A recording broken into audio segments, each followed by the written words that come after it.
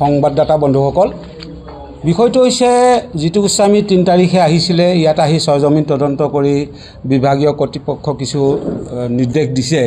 এতিয়া সেই নিৰ্দেশৰ প্ৰতিক্ৰিয়া স্বৰূপে আমি গম পাইছোঁ আমাৰ এই অঞ্চলৰ নহয়, হয়তো হামৰেন বা ডংকাৰ এইটো বা ডিফু তেনেকুৱা ছাইডৰ কিছু KSA বুলি তেওঁলোকে কৈছে সংগঠন, KSA সংগঠনে ইয়াৰ প্ৰতিবাদ কৰিছে।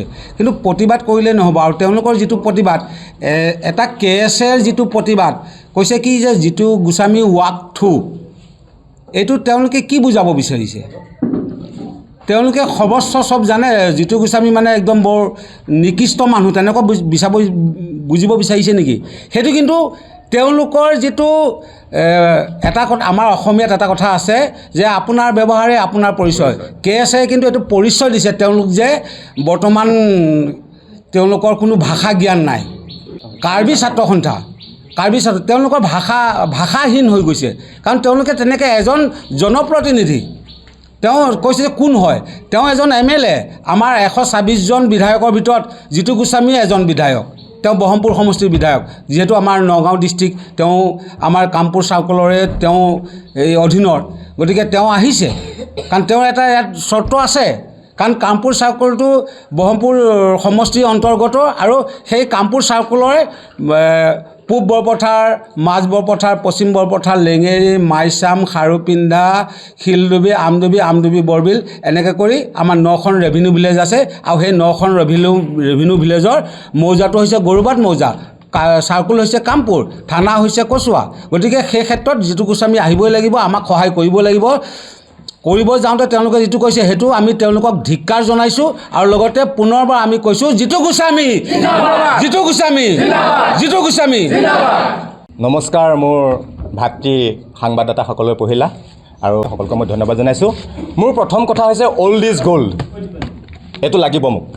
মই ভোগধন বৰাই কৈছোঁ অল্ড ইজ গ'ল্ড। মই 45 বছৰ হৈছে বৈঠাঞ্চত থকা, তেতিয়াৰ পৰা যেনেকৈ চলি আছে তেনেকৈ চলি থাকিব লাগিব, মোৰ প্ৰথম চৰ্ত সেইটো। দ্বিতীয় চৰ্ত যদি তেওঁলোকে পাৰে শান্তিমূলক সিদ্ধান্ত এটা লওক, য'ত হাই কাজিয়া নহয়। কোনোবা ৰাজনীতিক মানুহ কেইজনমান আহিব, প্লেনছৰে হওক বা কাৰ্বি হওক, মইতো ডিমত কোৱা নাই, কিবা এটা মীমাংসা কৰিব, ইয়াত এখন জেং লগাই থৈ যাব, জেঙত আমি নাই। শান্তিপূৰ্ণভাৱে যদি হিমন্ত শৰ্মাই এইটো কিবা সিদ্ধান্ত ল'ব পাৰে, তাত মই একমত। কিন্তু প্ৰথম একমত মই অল ইজ গ'ল্ড। ইয়াত এখন পঞ্চায়ত আছে, হায়াৰ ছেকেণ্ডেৰী হৈছে, আমি থিয় হৈ আছোঁ নগাঁৱত, এতিয়া হোজাই হৈছে। থিয় হৈ থকা মাটিকণ আমাক লাগিব, আমাক প্ৰথমতে থিয় হৈ থকা ভূমিখিনি লাগিব, মাটিখিনি নগাঁও হিচাপে, আৰু বৰ্তমান নগাঁৱতেই আমি আছোঁ। গতিকে মোৰ কথা সিমানেই, চমু কথা সেইটোৱে। কোনোবাই যদি কিবা ভাল সিদ্ধান্ত আনিম বুলি ভাবিছে, মুখ্যমন্ত্ৰী হিমন্ত বিশ্ব শৰ্মাদেৱ ডাঙৰীয়াই কাৰো অশান্তি নোহোৱাকৈ, কাজিয়া বখৰা নোহোৱাকৈ শান্তি আনক। এয়া শান্তি আমি জনসাধাৰণে কৰিব নোৱাৰোঁ, চৰকাৰৰ কাম চৰকাৰে কৰিব। গতিকে মই হিমন্ত ছাৰক অনুৰোধ জনাইছোঁ, শান্তিপূৰ্ণভাৱে শান্তিৰ সৃষ্টি কৰক, অশান্তিৰে শান্তি আনিব নালাগে। এইটোত মই এনেকৈহে ক'ম, আজি জিতু গোস্বামী দেৱ ডাঙৰীয়া যিটো আহিছে, শান্তি কৰিছে, শান্তিয়ে হৈছে, মোৰ ফালৰ পৰা মই একমত। সেইকাৰণে মই বেছিকৈ মাতটো দিছোঁ জিতু গোস্বামী, ধন্যবাদ। কিন্তু কথা হ'ল, কোনোবাই কিবা এটা অশান্তি কৰিব বিচাৰিছে, তেখেতলোকতো MLA নহয়। প্ৰশ্নটো মোৰ আছে সেইখিনিত, জিতু গোস্বামীৰ প্ৰতিবাদত যিখিনি প্ৰতিবাদ কৰিছে, তেওঁলোকৰ কি দায়িত্ব আছে, কি দায়িত্ব লৈ পেলাই প্ৰতিবাদ কৰিছে, কিমান জানে তেখেতলোকে দেশৰ কথা, তেখেতলোকৰ উপৰিপুৰুষে দেশৰ কাৰণে কি কাম কৰি থৈ গৈছে।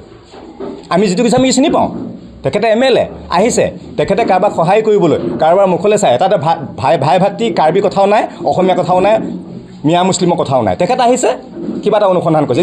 যিখিনিয়ে জিতু গোস্বামীৰ বিপৰীতে মাত মাতিছে, তেওঁলোককতো আমি চিনি নাপাওঁ, যথেষ্ট ডাঙৰ মানুহ, কিন্তু আমি চিনি নাপাওঁ। অধিকাৰ চবৰে আছে, এইটো জন্মগত অধিকাৰ, পতা পোৱাটো জন্মগত অধিকাৰ। জিতু গোস্বামীয়ে নহয়তো কোনোবা গোস্বামী আহিলেও ক'ব, হিমন্ত বিশ্ব শৰ্মাই দিব, পতা পাবই লাগিব, কাৰণ জন্মস্বত্ব। কিন্তু আপত্তিটো কি? প্ৰথমতে আমাৰ আজি ইয়াত উপস্থিত আমাৰ সাংবাদিক বন্ধুসকলক মই মোৰ আন্তৰিক ধন্যবাদ জ্ঞাপন কৰিছোঁ।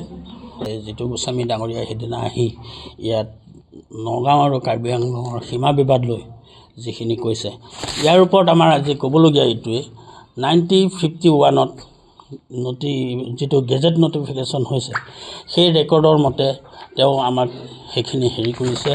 আৰু লগতে আমাৰ পঞ্চায়তৰ এই মেপখিনি, এই মেপটো 9খন ৰেভিনিউ ভিলেজ, এইটো 9খন ৰেভিনিউ ভিলেজ আপোনাৰ আমাৰ নগাঁও জিলাৰ আণ্ডাৰত বৰপথাৰ গাঁও পঞ্চায়তত কামপুৰ চাৰ্কুলৰ অন্তৰ্গত আছে আৰু এই মানুহখিনিৰ কমপ্লিটলি ভোটাধিকাৰ আছে নগাঁও ডিষ্ট্ৰিক্টত আৰু এই মানুহখিনিৰ মাটিৰ পাটা নগাঁও ডিষ্ট্ৰিক্টত আছে। গতিকে আমি ভাবিছোঁ নগাঁও ডিষ্ট্ৰিক্টত যিহেতু আমাৰ মাটি পাটা আছে আৰু নগাঁও ডিষ্ট্ৰিক্টত আমাৰ ভোটাধিকাৰ আছে, সমষ্টি পুনৰ নিৰ্ধাৰণ সিদিনা যেতিয়া হৈছিলে তেতিয়াও আমাৰ এইখন মেপ আপোনাৰ বৰপথাৰ গাঁও পঞ্চায়তৰ অন্তৰ্গত যি 9খন ৰেভিনিউ ভিলেজ আছে এই 9খন ভিলেজ হোজাই সমষ্টিলৈ হস্তান্তৰ হৈছিলে। গতিকে আমি যিটো দৃষ্টিগোচৰ হৈছে আমাৰ জিতু গোস্বামী ডাঙৰীয়া অহাৰ পিছত তাৰ কাৰণে কোনো আমাৰ ভাই বন্ধুসকলে দুই এষাৰ বিৰূপ মন্তব্য আগবঢ়াইছে। তাৰ কাৰণে আমি ককাই ভাই হিচাপে তেওঁলোকক অনুৰোধ কৰিছোঁ যাতে সেই বক্তব্যবোৰ আগবঢ়াব নালাগে। আমি অসমীয়া মানুহ, কাৰ্বি মানুহ সকলো আমি ককাই ভাই নিচিনা মিলি চলিব লাগিব। আমাৰ এই অঞ্চলত আমি যদিও কাৰ্বি আংলং আছে বা নগাঁও ডিছপুটেড যিটো আছে, আমি বিচাৰিছোঁ এইটো সীমাটো মানে স্থায়ীভাৱে সমাধান হওক আৰু এই যি 9খন ৰেভিনিউ ভিলেজ ইয়াত আপোনাৰ 1964ত শ্বিলঙত যেতিয়া ৰাজধানী আছিল তেতিয়া এই পঞ্চায়তৰ এলেকাত আপোনাৰ আমাৰ এই এৰিয়াটো ট্ৰাইবেল ব্লক হিচাপে চৰকাৰে ঘোষণা কৰি থৈছিল। কাৰ্বি আংলংখনতো 6th শিডিউল হিচাপে আছেই, ইয়াৰ উপৰিও আমাৰ ইয়াৰ যিসকল ট্ৰাইবেল লোক আছে তেওঁলোকৰ সংৰক্ষণৰ কাৰণে ট্ৰাইবেল ব্লক হিচাপে 64তে আমাৰ পণ্ডিত ঘাটলৈকে এই 9খন ৰেভিনিউ ভিলেজ আমাৰ ট্ৰাইবেল ব্লক হিচাপে নিৰ্ধাৰণ হৈ আছে। ইয়াৰ বাহিৰেও আমি ক'ব বিচাৰোঁ আমাৰ এই অঞ্চলত পঞ্চায়ত অফিচ আছে। এইখন পিছপিনে আমাৰ বৰপথাৰ প্ৰগতিশীল হাইস্কুল আছে। এতিয়া বৰ্তমান এখন হাই ছেকেণ্ডেৰী হৈছে আৰু আপোনাৰ ইয়াত 29টাকৈ অংগনবাদী চেণ্টাৰ আছে আৰু 17খন প্ৰাথমিক বিদ্যালয় আছে, এখন ME স্কুল আছে আৰু ME স্কুল আছে। এয়া আপোনাৰ দলনীয়া ৰং প্ৰাথমিক বিদ্যালয়, বৰপথাৰ চৰকাৰী প্ৰাথমিক বিদ্যালয় এখন লেঙেৰীত আছে, পাণবাৰী প্ৰাথমিক বিদ্যালয় এখন, কঠীয়াতলী শিক্ষাখণ্ড নগাঁও জিলা, নগাঁৱৰ পৰা পাই আছে, তাহানিৰ পৰাই। ইয়াত লিখা আছে আপোনাৰ এয়া বৰপথাৰ প্ৰাথমিক বিদ্যালয়, এইখনত আছে আপোনাৰ মাছ বৰপথাৰ কছাৰীগাঁও প্ৰাথমিক বিদ্যালয়। গতিকে ইয়াত যিখিনি অনুষ্ঠান প্ৰতিষ্ঠান আমাৰ নগাঁও জিলাৰ আছে তাৰ কাৰণে আমি ভাবিছোঁ দেই আমাৰ ইয়াত মিলিজুলি কাৰ্বি আংলঙৰ পৰাও নোহোৱা নহয় কিছু এটা ডেভেলপ আমাৰ ইয়াত কৰিছে, ৰাস্তা পদূলি ঘাট ডেভেলপ কৰিছে, কিন্তু সেই বুলিয়ে যে আমাৰ এই এৰিয়াটো কাৰ্বি আংলং হয় তেওঁলোকে যিটো বিচাৰিছে আমিও বিচাৰিছোঁ আমাৰ নগাঁও বুলি আমাৰ যিখিনি নথি পত্ৰ আছে তাৰ ওপৰত ভিত্তি কৰি প্ৰমাণপত্ৰসহ। ইয়াৰ বাবে আমি আপোনালোকৰ জৰিয়তে মাননীয় অসমৰ মুখ্যমন্ত্ৰী মহোদয়ক অনুৰোধ জনাওঁ যাতে এই যিবোৰ আমাৰ নথি আছে এই নথিৰ ওপৰত ভিত্তি কৰি তেওঁলোকৰো নথি পৰীক্ষা কৰক, আমাৰ নথিও পৰীক্ষা কৰক, কৰি পেলাই ইয়াৰ ওপৰত এটা স্থায়ী সমাধান যাতে আমাৰ মাননীয় মুখ্যমন্ত্ৰীয়ে দিয়ে তাৰ কাৰণে আমি বৰপথাৰ গাঁও পঞ্চায়তৰ ৰাইজে আশাবাদী। সীমা সুৰক্ষা সমিতি বুলি আজিৰ পৰা প্ৰায় 10 বছৰ আগৰ পৰা আছে, এতিয়াও আছে। আমাৰ জিতু গোস্বামী ডাঙৰীয়াই যিটো আহি ইয়াত কৰিছে, আমি আমাৰ এই অঞ্চলৰ ৰাইজৰ হৈ তেখেতক আমি শতকোটি প্ৰণাম জনাইছোঁ আৰু তেওঁৰ জৰিয়তে যাতে আমাৰ এইটো স্থায়ী সমাধান হয় তাৰ কাৰণে তেখেতক আমি পুনৰবাৰ অনুৰোধ জনাইছোঁ আৰু এই আমাৰ এইটো স্থায়ী সমাধান কৰাৰ কাৰণে তেখেতে সঠিক এটা মানে সিদ্ধান্ত গ্ৰহণ কৰিছে। জিতু গোস্বামী জিন্দাবাদ, জিতু গোস্বামী জিন্দাবাদ, জিতু গোস্বামী জিন্দাবাদ, জিতু গোস্বামী।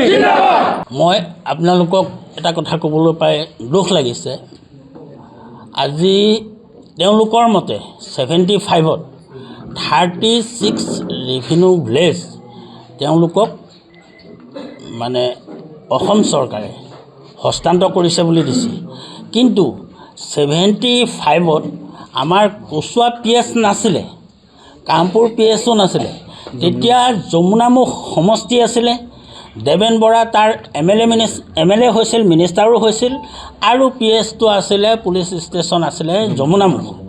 আৰু সেই সময়ত এই আমাৰ এই অঞ্চলটো যমুনা মুখৰ পৰা বহুত দূৰ কাৰণে নিয়েৰেষ্ট PS হিচাপে বৈঠালাংছু পুলিচ ষ্টেচনক চোৱা চিতাৰ দায়িত্ব দিছিলে, চোৱা-চিতাৰ দায়িত্বহে দিছিলে। সেইটো আমি স্পষ্টভাৱে জানো। আৰু এইটো নুবুজায় যে এই বৈঠালাংছু PSক চোৱা-চিতাৰ দায়িত্ব দিলে বুলি এই আমাৰ ৰেভিনিউ ভিলেজখিনি ইয়াৰ পৰা হস্তান্তৰ কৰি দিলে। আৰু তেওঁলোকে কৈছে 36 ৰেভিনিউ ভিলেজ, কিন্তু আমি 36 ৰেভিনিউ ভিলেজৰ ওপৰত তেওঁলোকৰ লগত মানে আপত্তি কৰিব বিচৰা নাই। আমাৰ মাত্ৰ 9খন ৰেভিনিউ ভিলেজ, ইয়াত আমাৰ পঞ্চায়তত 9খন ৰেভিনিউ ভিলেজ, বাকী ৰেভিনিউ ভিলেজখিনি তেওঁলোকৰ মতে থাকিব, তেওঁলোকৰ তাতে থাকিব। আমাৰ এই 9খন ৰেভিনিউ ভিলেজ আমাৰ পঞ্চায়তৰ অন্তৰ্গত ট্ৰাইবেল ব্লক হৈ আছে। আৰু ট্ৰাইবেল ব্লক হোৱাৰ আগৰ পৰা আমাৰ ইয়াত বহু মানুহৰ ইয়াত পাটা আছে, এতিয়াও প্ৰায় 80% মানুহৰ পাটা আছে। গতিকে এই অঞ্চলত যিসকল বসবাস কৰি আছে মানুহ, তেওঁলোকে স্থায়ীভাৱে ইয়াত ভালকৈ বসবাস কৰিব। আৰু মাননীয় মুখ্যমন্ত্ৰী মহোদয় ইয়াৰ ওপৰত ভিত্তি কৰি এটা বৃহৎ সিদ্ধান্ত এটা যাতে কৰে, তাৰ কাৰণে মই পুনৰবাৰ আমাৰ হিমন্ত বিশ্ব শৰ্মা ছাৰলৈ অনুৰোধ জনাই মোৰ বক্তব্য ইমানতে। আমাৰ ইয়াত এখন আৰক্ষী চকী আছিলে 1972 চনতে আমাৰ ইয়াত এখন উপ আৰক্ষী চকী আছিলে। আৰু মাটিটো কোনটো দেখাই দিয়কচোন, উপ আৰক্ষী চকী আছিলে। আৰু এই আৰক্ষী চকীৰ নামত আমাৰ ইয়াত 24 বিঘা 3 কঠা 17 লোচা, এইটো কামপুৰ চাৰ্কুলত আছে, ভূমি আবণ্টন হৈ আছে, পাতা হৈ আছে। 24 বিঘা 3 কঠা 17 লোচা আমাৰ নগাঁও জিলাৰ অন্তৰ্গত কামপুৰ ৰাজহ চক্ৰত 24 বিঘা 3 কঠা 17 লোচা মাটি মাজতে 2 এজনে বেদখল কৰিবলৈ আহিছিল যদিও আমাৰ ঊৰ্ধ্বতম প্ৰশাসনিক বিষয়াই এইটো বন্ধ কৰিলে। বৰ্তমান মাটিটো আছে। আৰু যোৱা খুব সম্ভৱ 96 মানতে হ'ব, মই অকণ পাহৰিছোঁ, 96ত ইয়াৰ পৰা উপ আৰক্ষী চকী যিখন আছিলে 2007ত এটা ডাঙৰ বানপানী আহিছিলে, পানীত ঘৰটো অলপ জোৰলা জপোৰা হ'ল। সেই সময়ত আমাৰ উপ আৰক্ষী চকীটো ইয়াৰ পৰা লৈ গৈছিল। আৰু শান্তি শৃংখলা হৈ আছে যেতিয়া, কোনো ধৰণৰ অসুবিধা হোৱা নাই যেতিয়া, ইয়াৰ পৰা উপ আৰক্ষীটো চকীখন লৈ গৈছিলে। বৰ্তমান আৰক্ষী চকীখন আমাৰ ইয়াত লাগে, যিহেতু হোজাই সমষ্টি দিছে, হোজাই লৈ আমাৰ ইয়াত বহুত দূৰ হয়, গতিকে 40 কিলোমিটাৰ হয়। গতিকে ইয়াত আমাৰ উপ আৰক্ষী চকীখন লাগে। যিকোনো খবৰৰ বাবে যোগাযোগ কৰক আমাৰ এই নম্বৰত 9181 307 221।